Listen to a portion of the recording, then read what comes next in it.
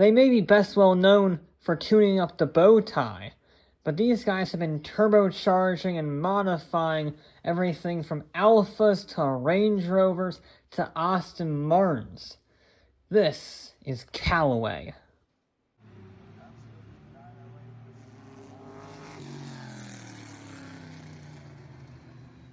Reeves Callaway is the son of Eli Callaway, you know, the one who founded the golf brands. Reeves wanted to do something a little more exciting than golf, which I know does not narrow down the options at all, but in the end he turned to racing. And he worked at Bob Bondurant's racing school as an instructor with a BMW 320i. A car that was good, but Reeves thought he could improve upon it, and therefore installed his own turbocharger kit on it in his garage.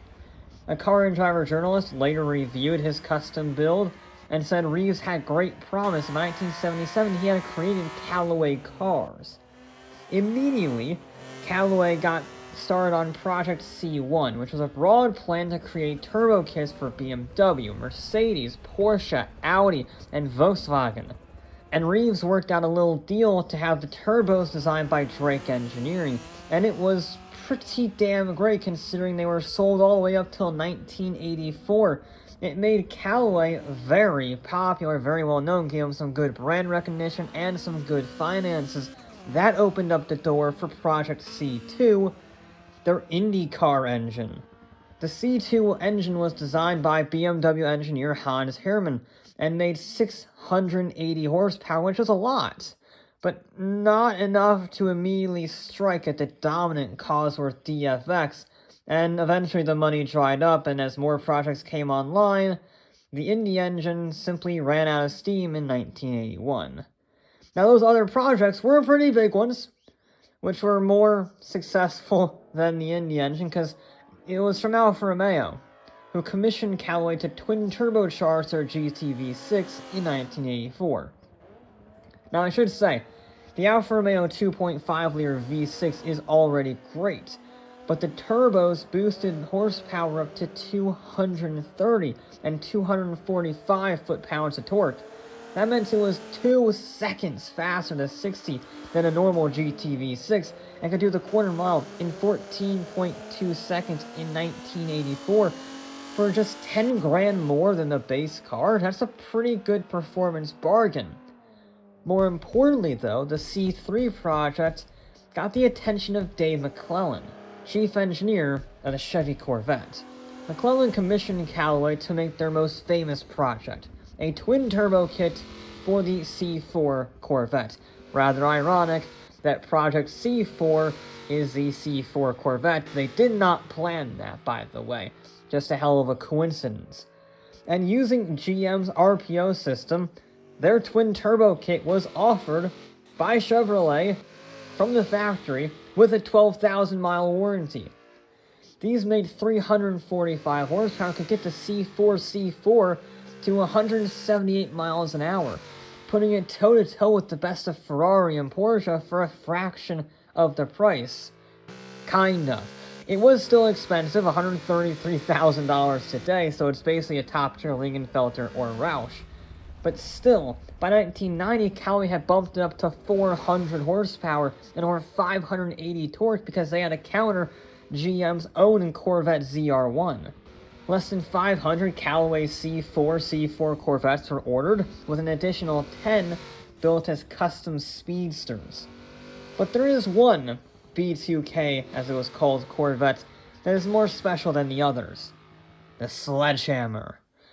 The Sledgehammer's objective was simple: go as fast as possible while still being a road car. In order to do this, they entered Car and Driver's Gathering of Eagles shootout in 1987 with a normal turbocharged Corvette and a specially modified turbocharged Corvette nicknamed Project Top Gun, because the movie had just come out. Now, the production car, the normal turbo C4, reached an impressive 188 miles an hour. But Top Gun won the whole thing, with a top speed of 231 miles an hour. And this is where Sledgehammer comes in, because Reeves said that wasn't enough and commissioned Paul Deutschman to design a more efficient body to improve high-speed stability. And in order to get to those high speeds, Callaway tuned up the turbos to 898 horsepower in 1987 in a Corvette with power windows, air conditioning, and a radio. Now, it did have a full roll cage and safety harness so that you didn't die, but it was still very much a road car first and foremost. A road car that John Lingenfelter drove to 254.8 miles an hour at the Transportation Research Center in Ohio. That's Bugatti Veyron speeds in 1988. Again, for reference, it was 42 miles an hour faster than the CTR Yellowbird, the fastest production car in the world at the time. Yeah, it's custom and it's a one-off, but that's insane. The sledgehammer, while never intended for production, did its job, and put Callaway on the map more than the GTV6 project ever did. And I do mean, when I say it, everyone took notice. Aston Martin contracted them for both the new Virage V8 engine and their whole AMR Group C Le Mans program, which, to be honest, neither of them did particularly well, but, you know, it's good when you get recognized by Aston Martin. Then Land Rover called them up for a more powerful Range Rover model with higher compression ratios and better internals. Mazda gave him a call for the Mazda Speed Protege, which Callaway promptly boosted up to 170 horsepower and then fitted with bigger brakes and unique color options. The Italian firm Izzo even commissioned them to make a Corvette-powered Griffo concept in 1990 that was ultimately killed off during the recession. So as you can see, Callaway likes to jump around a lot, but that never made them let go of their roots. And they'll tune pretty much everything in GM's lineup. I'm talking a 410 horsepower version of the Canyon and the Colorado, 602 horsepower versions of the Yukon, the Sierra, the Silverado, the Tahoe, and the Escalade. And then there's their actual performance cars. The top Camaro is the SC750, and apart from the bright red 750 on the front, it doesn't look that much different than a normal ZL1.